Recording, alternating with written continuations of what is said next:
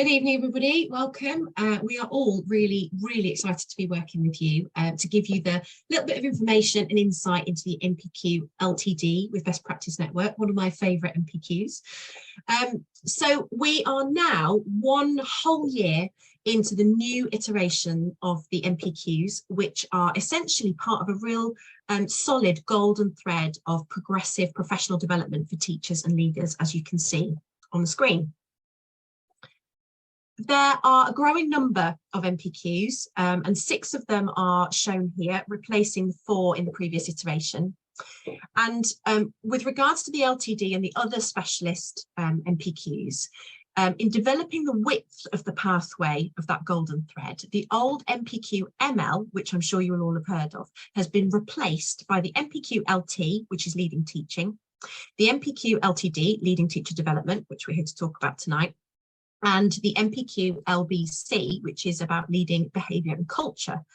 And that's in order to provide much more choice, much more opportunity and sense of direction for school leaders to be able to become better leaders and to be able to specialise as they choose that leadership path.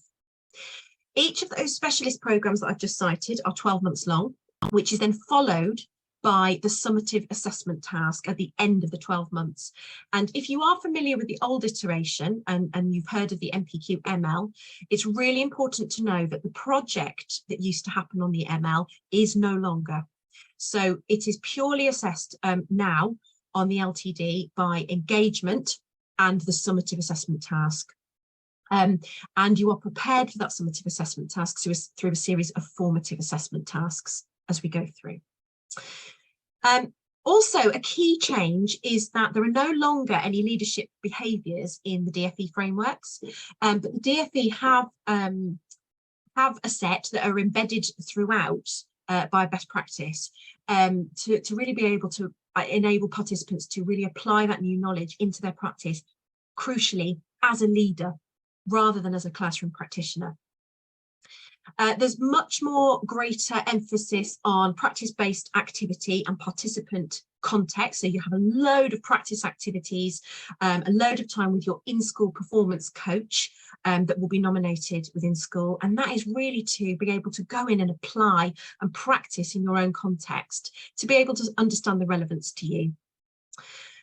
Finally, and a really important point, is that there are domain and specific evidence pieces. The whole base of evidence is domain and school specific, which actually is a huge shift. Previous NPQ iterations were based on a much more generic evidence base, which were just as valid, but now we've got these really school education specific pieces, which makes them very rich. So just very briefly, in terms of assessment, so that you have the headline information about it, there is no longer a school improvement project, which I mentioned just now. It's now much more of a streamlined assessment. And that is about the application of your learning in practice. That's the whole focus now. And that final assessment follows the 12 months of taught learning and engagement and learning through an unseen case study scenario. Where your responses will need to be about 1,500 words long, and they need to be written and submitted within an 8-day summative assessment task window. And if there's any questions particularly on that, we can look at that later as well. What's really crucial is that in order to be entered for that summative assessment task, all participants must meet more than the 90% engagement KPI across the programme elements, which means essentially you need to engage in everything, 90% of everything, to get to that end point successfully. Okay. So we know from the DFE frameworks and from the table across the top of this slide that they were designed for different interests and experiences. And the leading teacher development is very specifically about leading teacher development, obviously. However, since best practices programs have been written to be really inclusive and suit diverse experiences, I'm going to take you through just a couple of participant case studies, and then we'll get the opportunity to talk to both James and Pete later about their experiences as participants, in order for you to get a bit of an understanding of the breadth. And I can see there's a question already popped up into the question and answer about specific roles. So let's start with Ellie. Ellie is currently undertaking the LTD. She works for a pretty large academy trust across the country, leading teacher development across 9 schools. And those 9 schools have a representation from primary, secondary and special schools. She supports ECF mentors, in-trust coaches and teachers and leaders across the trust, but she's mainly responsible for the whole trust's approach to professional development. She's been teaching for about 8 years. She used to be a phase lead, and she was doing this professional development leadership role for about a term prior to enrolling on the LTD programme. She lives in the south of England, and no one else in her area actually, or from her trust, was undertaking the same programme. So she happens to attend the face-to-face element of the programme virtually. She really feels that the programme is impacting on her leadership behaviours and skills, as well as developing her understanding of the research and best practice akin to teacher development. And then we have Rob. Rob is also doing the NPQLTD. He works at a special school in the north of England and attends the face-to-face events in person with colleagues from other local schools and settings. Rob was asked to lead professional development alongside his other areas of responsibility in school, as it's a priority on their school development plan. But Rob felt that he needed real high levels of insights into professional development and how to lead it, as it's his first leadership role after being in teaching for about 4 years. We've also got participants from early year settings, HE, FE, independent schools, international schools, alternative settings. And the reason for me pointing that out really here is that Best Practice Network's participant body is hugely diverse in terms of their backgrounds, their needs, their job roles. And they're all at very, very different points in their teaching and leading careers with completely different types of schools and settings. Some are really experienced leaders, some less so, some new to it. And the programmes are written to enable all participants from all of those backgrounds to thrive, no matter if they're already in a leadership post or in an aspiring position. So essentially then, if your interest and the reason that you're here tonight or your role is in developing others, then the LTD could well be for you. Equally, the NPQLTD is suitable for teachers who have or who are aspiring to have responsibilities for leading the development of other teachers in their schools, and they may have responsibility for the development of all teachers across the school, or specifically trainees or teachers that are in the first 2 years of their career. So it's some form of developing others. Okay. So as you can see from the slide, the NPQ-LTD, as with the NPQ-LT and the NPQ-LBC, is based on a set of content areas given to us from the DfE, which hold a series of learn that and learn how to statements, which underpin the whole programme. Those content areas on the slide have been designed by the DfE, as I said, and they appear in their DfE's NPQ frameworks. Now, Tom, putting you on the spot, would you mind putting the framework for the NPQ-LTD into the chat box, please? Thank you. So this slide shows you the content areas across the 3 specialist programmes and how they compare with the leadership programmes as well on the right. So you'll see that we've structured all of the programmes to cover all of their content areas. You don't miss any out. And as you can see, the LTD programme covers 4 content areas, and they are done in great detail, which I'm sure Pete and James will talk about later. And that's in order to respond to the knowledge participants will need in leading a variety of different colleagues' types of development and the broad research that sits behind the process of designing and delivering effective teacher development. So underpinning all of these content areas is a really strong and clear evidence base and resource list, as I mentioned earlier. It's highly robust, and that's in each of the frameworks. And we have linked these to really specific school practice in the online learning that you'll access. And that will be presented throughout your programme to exemplify what the content areas really look like in practice. It really brings them alive, and it gives them different contexts and a set of challenges for you to be able to see how they transfer to your context in your setting. And a quick note, just to say that at every point throughout your programme, you will be carrying with you a leadership development record, which tracks your progress and acts as your own golden thread to ensure that relevance for you as individuals as you go through. So this group of content areas has really guided the way the programme has been structured and designed. All of Best Practice's specialist NPQ programmes follow these learning stages. So the induction stage obviously speaks for itself. It is the induction, it is the first piece of learning that you'll do, as well as some structural information about how you'll be engaging and who with and what that will look like. Then you go on to the development stage, which contains 3 cycles: cycles 1, cycles 2, cycle 2, and cycle 3. And this slide gives you a bit of a timeline of the approximate hours dedicated within that development stage. And basically, every cycle within the development stage contains a face-to-face event, an online course study, and some practice activities to start applying that knowledge, some formative assessment tasks, and some in-school performance coaching sessions. Once you've done a round of those in cycle 1, you'll go back to the beginning with a face-to-face event for cycle 2, and so on. And then obviously at the end of that talk programme, as I mentioned earlier, you'll get to the summative assessment task stage, assuming you have met your 90% engagement, which you all will have done. So you've also got the hours on there just to sort of support you in a rough guide of how much time will be dedicated as you go through your programme. And finally, really from me, just to give you a little bit about Best Practice, if you don't know us very well, it's a large professional development provider. We have been delivering the NPQs and a whole host of other professional development since around 2012. And when choosing an NPQ provider, particularly like ours, it's really important to consider our values and the approaches through which we operate and how well those marry to your own.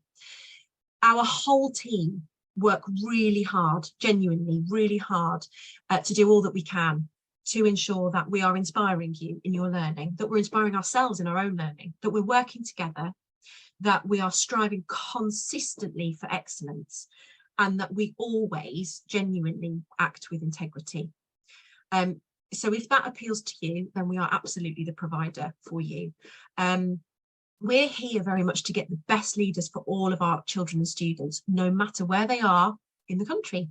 And the NPQ LTD will really support your professional learning as a developing leader through the programme, and more importantly, really ensuring that you're an even better leader when you leave than when you began. So what I'm going to do now is invite James and Pete. James joins us from the Chiltern Teaching School Hub, and Pete joins us from Titherington School. And I wonder if I could invite James first, please, to just give us a brief bit of context about Chiltern and about the NPQs and how they work for you. And then secondly, your top highlights from the NPQ LTD from your hub's perspective, and maybe from your own as a participant too. Thank you, Laura. Yes, so I'm James. So I work and lead sort of Chiltern Teaching School Hub. We're an organisation that supports about 650 schools across Milton Keynes, Bedfordshire, and East and North Hertfordshire in a range of sort of teacher development opportunities. One being sort of the NPQ suite, and we work very closely with Best Practice Network to deliver all of the NPQs, but for today's sort of conversation, the NPQ for leading teacher development. And I think from our perspective, we're kind of rooted in the same values that Best Practice have. One of our sort of moral imperatives is to raise the standards in schools, because we all know that for schools to get better, teachers need to get better, and that's kind of at the heart of teacher development. the NPQ for leading teacher development for us has been kind of transformative as our own trust schools, but equally within our network of schools, because it's starting to build that professional culture that we know research kind of underpins as having one of the biggest impacts in pupils' outcomes. You know, there's numerous pieces of research that you'll find within the program, but equally outside of the program as well, that point to everything saying that this is the right thing to be doing. Talking from the perspective of a facilitator, so I'm delivering this year as a participant last year as well, so there's going to be a bit of a blur and a merge into what things I've learned from it personally, but equally what our participants are learning. And I think some of the key things are that really you can teach an old dog new tricks, and I know that sounds really bad.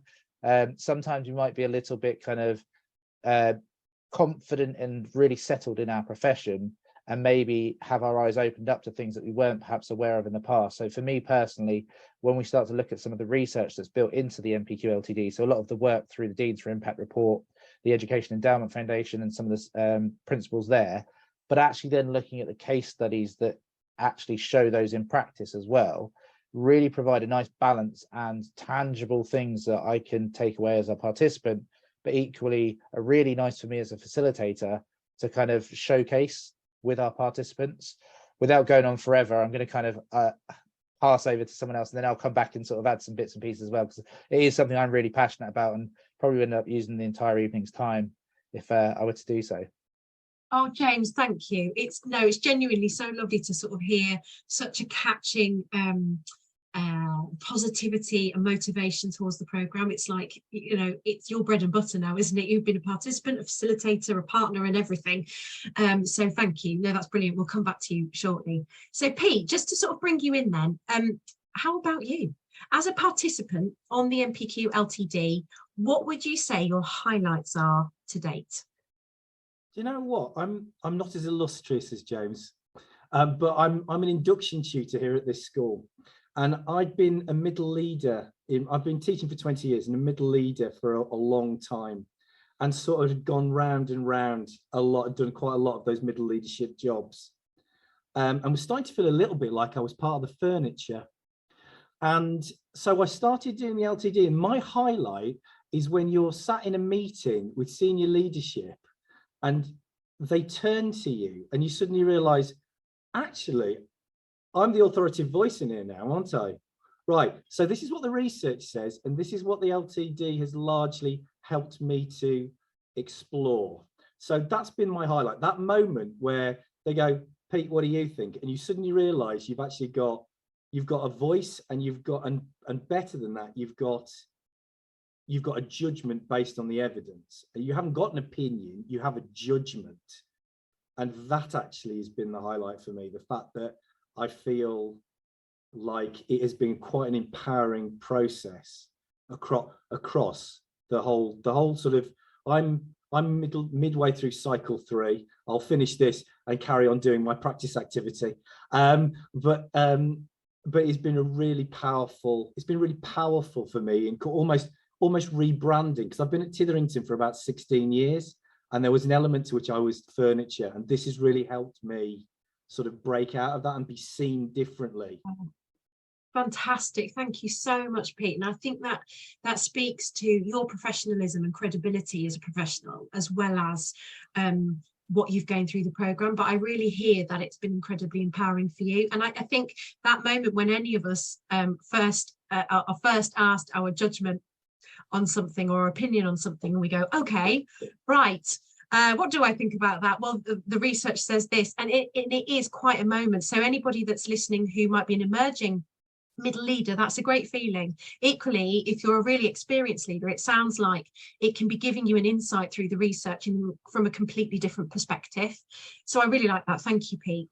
Okay, so back to you, James. If I could just ask you really, of any examples of the roles and the pathways that participants on the NPQ LTD have had from your partnership, that would be great. Yeah, absolutely. So if I think about the number of cohorts that we've had and the broad spectrum of participants that we've had, because I think this of all of the NPQs probably has the widest candidate pool. And what I mean by that is that we've had teachers who are a mentor for a single ECT.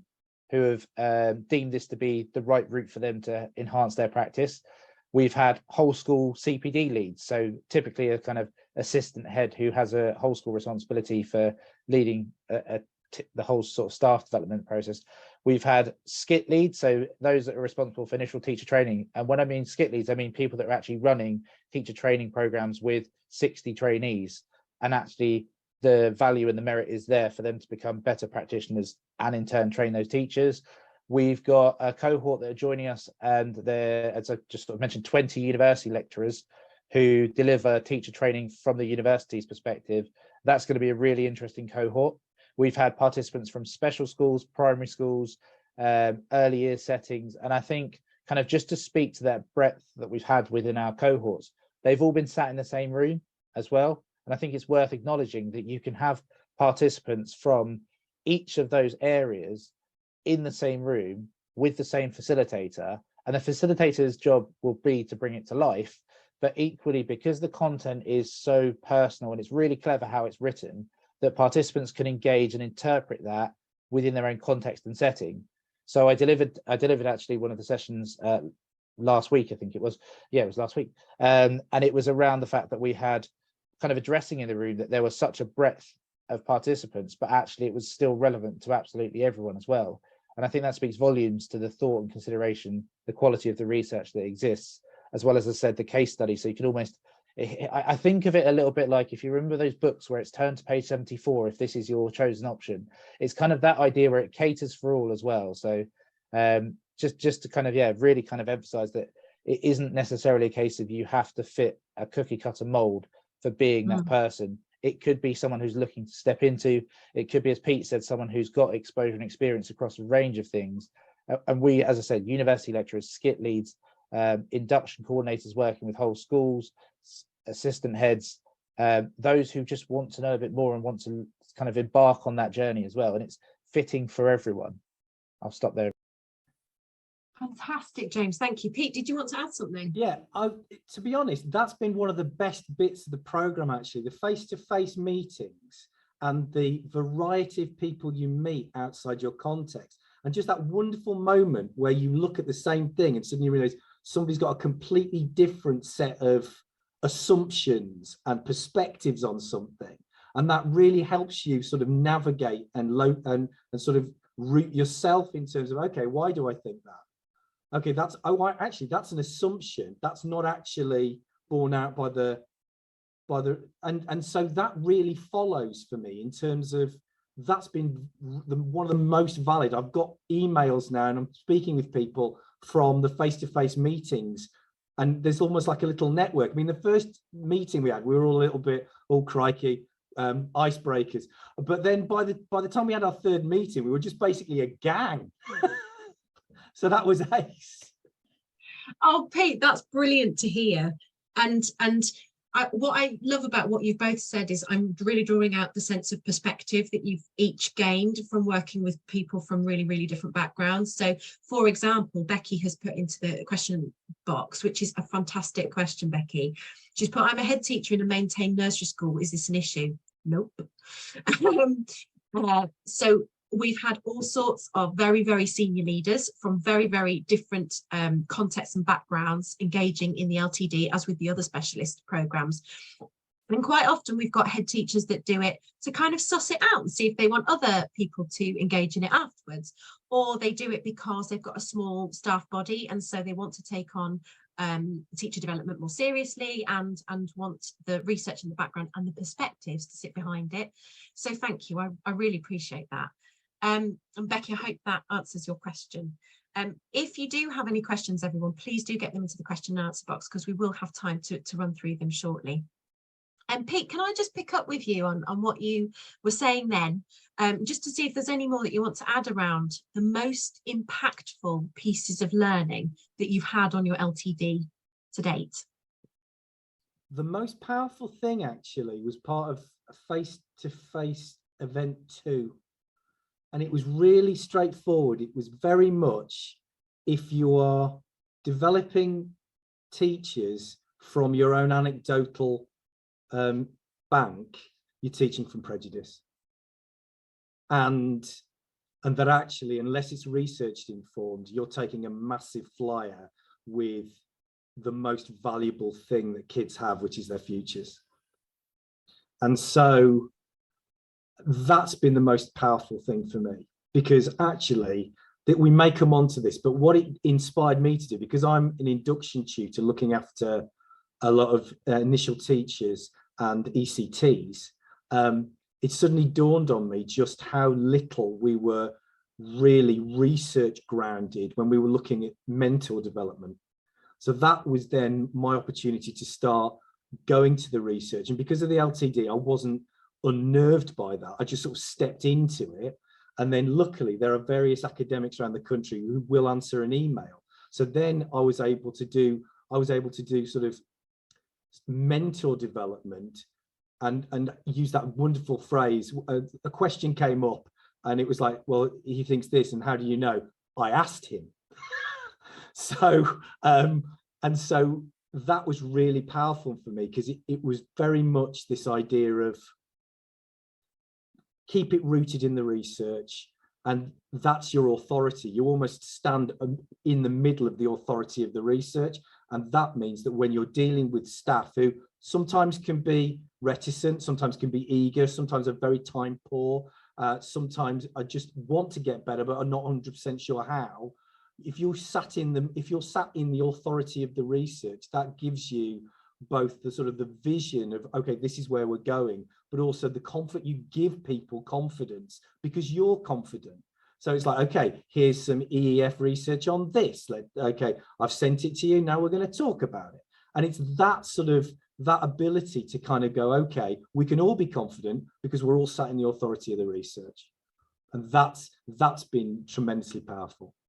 That's fantastic. And I think very strongly I'm hearing the confidence and the credibility that that's giving you as a participant, but also the confidence and credibility it's giving to the ECTs with whom you work, as well as the students who are on the end of their teaching. Yeah. So actually that sort of direct impact upon students is becoming apparent quite quickly, which is really impressive. Yeah. Brilliant, thank you. James, can I just go very quickly to you? Yeah. Just to ask if there have been any really sort of commonly arising questions coming from your LTD participants in your hub. I think when I sort of think about the questions that are coming up, some of it is more around the logistics around the program, what that looks like. So speaking to the fact that the cyclical process of face-to-face days, and in terms of engaging with Canvas and the online platform. So I think it's probably just worth touching on the kind of access points that people have when they engage with the program. I know that they were spoken to a little bit, but the programs, I think, because of the nature of the induction process, once people have completed the induction process, arrived to that first face-to-face, they're really interested in the levels of support that they're going to get through places like their in-school performance coach, which obviously is going to be kind of that person that they know in their school that's going to help them. Then they've obviously got their online mentors, so they're people that they can communicate with as the course progresses, talking to them online around the development, alongside obviously ourselves as the facilitator networks. So I think it's kind of one of those, the common questions haven't necessarily been around the learning, because it's so well structured and clear and framed that people can see how it all ties in together. I think it's kind of the ambition. It's almost a case of how ambitious do I be with my learning and what support am I going to get? So prime example being in a recent cohort that we sort of engaged with some of the primary teachers, kind of one of the activities around the dream vision and visioning statements around what's the dream, how big do I go, how much influence can I have, and then obviously putting that sort of lens of reality on it. And I think that's probably, it's a weird question to have, is how ambitious can I be? That's probably one of the queries that's come out of it. And I know that's perhaps not a question that we were thinking in terms of queries, but there is that lovely sort of appetite to think big.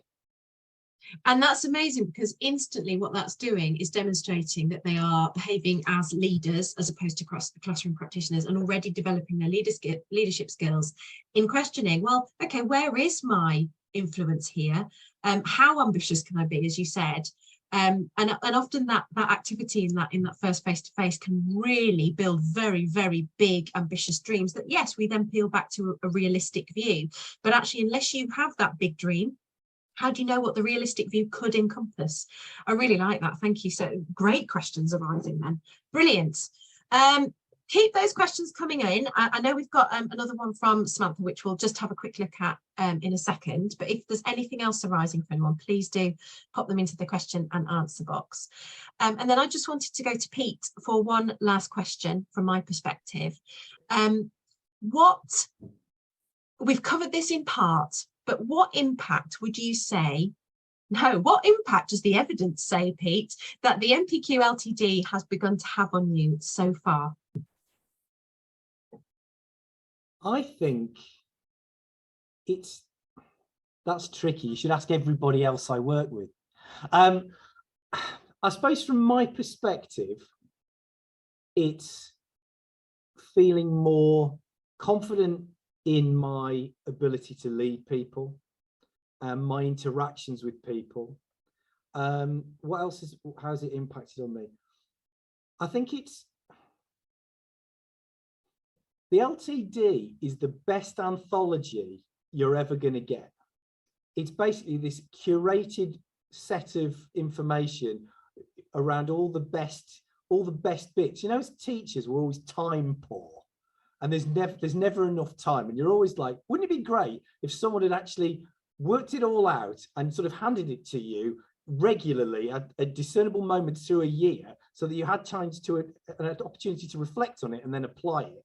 And that has been the impact on me. It's that idea of, because I don't have a great deal of time because of everything else that's happening, the fact that there's this curated work that's evidence driven has allowed me to be able to kind of go, do you know what? In other circumstances, I would never have had the time for this. I couldn't go out and do all of this. But because it's been delivered, and it's because someone else has had the sort of the foresight to go, okay, we're going to parcel it like this. It's made it manageable. So that the impact for me really has been aspirational. I'm already starting to think, well, do I have a conversation with someone about an SLE role around early careers?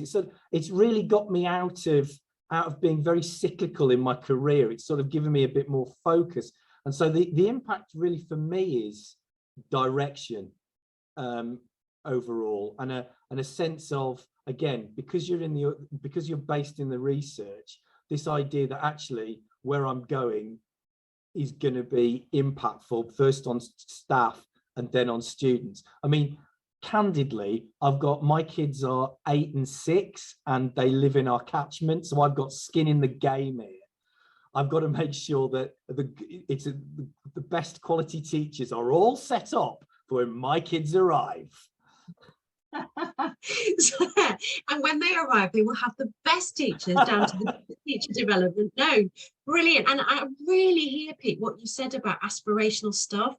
I've had a few conversations with participants where they've talked about their bubble and existing within their bubble, and really been quite happy with that until they realize that there's more outside of the bubble, and actually they could want more, and they could do more, and they could offer more, and they could lead more.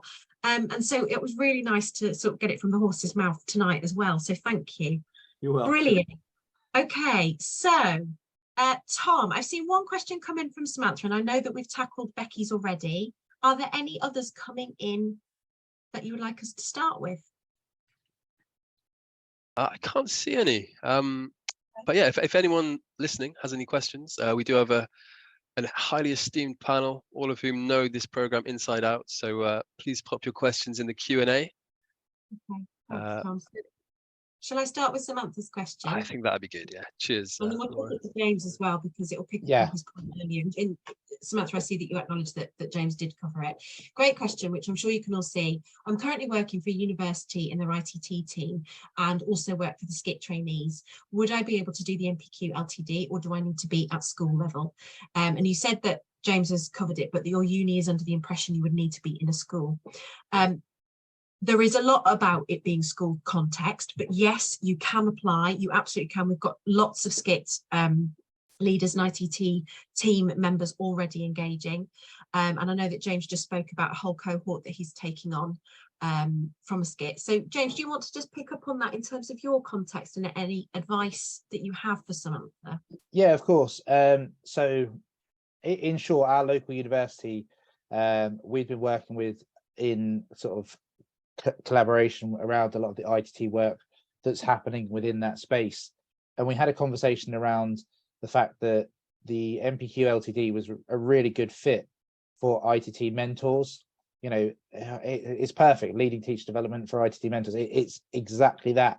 And I think the DfE acknowledged that there was a kind of missing trick in that realistically the universities that are delivering initial teacher training, because they're not associated with a school, wouldn't necessarily then have access to the program. So I think, and I believe, and it is the case, I've checked it, I'm fairly confident in this, that from February 2023, so the spring cohorts that are just coming up, that universities can engage with the NPQLTD through the DfE scholarship funding, applying through their accredited ITT provider. So part of the DfE sort of driver of motivation is that mentors for ITT and those lead mentors that are delivering ITT, the LTD is a perfect fit for. So they're opening that up to university staff who are working within an accredited ITT.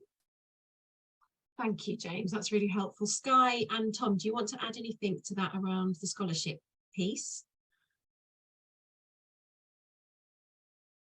I don't have anything, actually. I think, James, you said that perfectly. Yeah, I might jump on to the next question, if that's okay, Laura, just to hijack things, because this might relate to scholarship funding. So I completed NPQSL in 2017. Is it worth doing NPQLTD now? From a scholarship point of view, if you were eligible for SL in 2017, if you're in a state-funded school now, you can receive funding for a second NPQ, and I'm sure Laura will pick up whether it's worth doing the LTD after doing an SL. Yeah, and I see that applies to Fernando as well as Rebecca. So there are often quite a few people with this question. So it's a really, really good one to raise at this point. You can, in effect, do any of the 6, 7 NPQs at any point, just never at the same point, because that would be ridiculous in terms of workload. So yes, you can. Because the SL, excuse me, Rebecca, that you did was in the previous iteration, the LTD will offer you a really, really great new set of perspectives and insights, and as Pete talked to, research, and it will be very, very specialised to LTD. We have a lot of people who've previously done the SL on the old iteration who are also doing one of the specialists now. So yes to both of you. And James has just added in his comment about that to back that up as well. So James, thank you. That's really helpful. Great.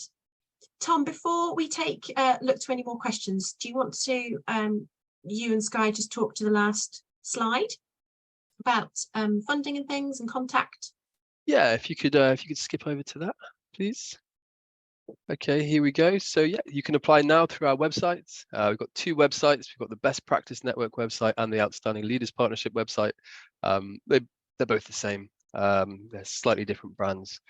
Yeah, you can apply now. We've got a deadline of the 16th of December. So yeah, you've got about just over 2 weeks to go. Full scholarship funding is available for all state-funded schools. It's really wide funding this year, so pretty much everybody, academies, maintained schools, they've extended it to special, independent special schools. So yeah, funding is available. The application process is really simple. It's on our website. It takes about 20 minutes. But we do ask that you talk to your CPD leads first. Yeah, I think that's all from me. We do have the email contact there, inquiries@bestpracticenet.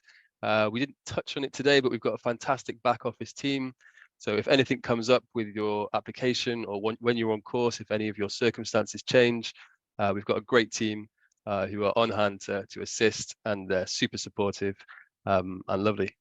That's all from me, Laura. Thank you. Yeah, there are no other questions coming in at this point, Tom. James, Pete, Skye, is there anything that you wanted to add? Pete? You're off mute. You're on mute. Yeah, I'm coming. Right. I just think if you're, I was sat where people are now looking at this thinking, this time last year, and I'm really glad I've took it on, because actually as it has been transformative is a bit strong, but it has been powerful. And you know, there may be concerns out there about the time, and you'll find the time because it's important. And if you're interested in this sort of stuff, it just naturally plays in. Your natural curiosity just sort of pulls you forward. So I suppose what I'm saying is, if in doubt, do it. You won't regret it. That's a great shout, Pete. Thank you. We should definitely end on that, Tom. I think so. Just a quick mention that this webinar, this session has been recorded. I've shared the recording with everybody who registered and everybody who attended. I'll also share the slides.